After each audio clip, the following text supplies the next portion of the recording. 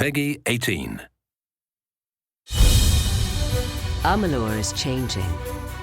Magic, once lost to the mortal races, has returned to the world. This is the age of Arcana. Order is giving way to chaos and destruction, and the Fate Weavers know that there are none in this world fated to save it. But hope lies in one who has already died, a hero who will embark on a quest to reshape the fate of the world.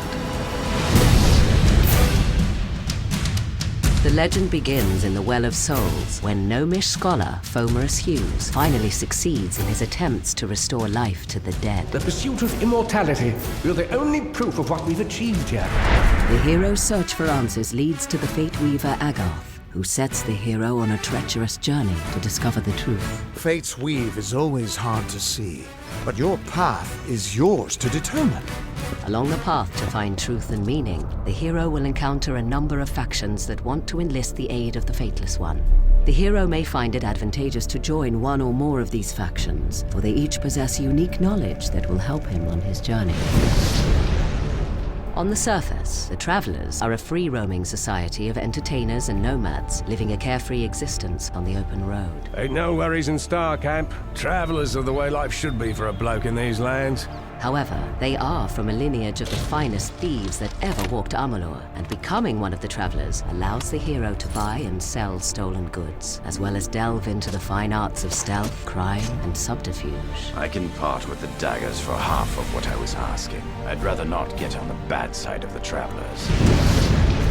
The Scholia Arcana was formed generations ago. It has since become the central university for all mortals who wish to study the practice of magic. We have a responsibility to know what these forces are, so that we may better control it. A student who shows sufficient talent is granted access to the libraries of the Scholia Arcana, where they may study the arts of sagecraft, dispelling, and alchemy. My suspicions regarding your potential were well-founded.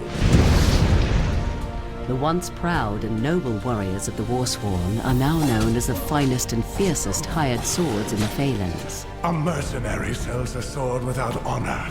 The Warsworn sell honor, armed for battle. The name of the Warsworn strikes fear into the hearts of enemies throughout the land.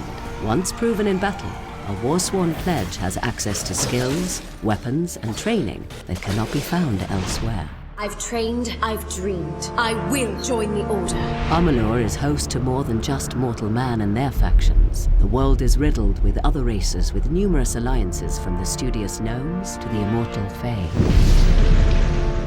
Long ago, the Fae split into two courts, each with many houses. In the Summer Court, the House of Ballads is the keeper of songs and lore. The house ensures those defining tales are never forgotten. In these dark times, a hero is needed to relive the tales of old and continue the song. Meanwhile, in the Winter Court's House of Sorrows, few follow the old ways, and for the first time in living memory, the House of Sorrows will welcome an outsider into their ranks. It is not a simple task I ask of you.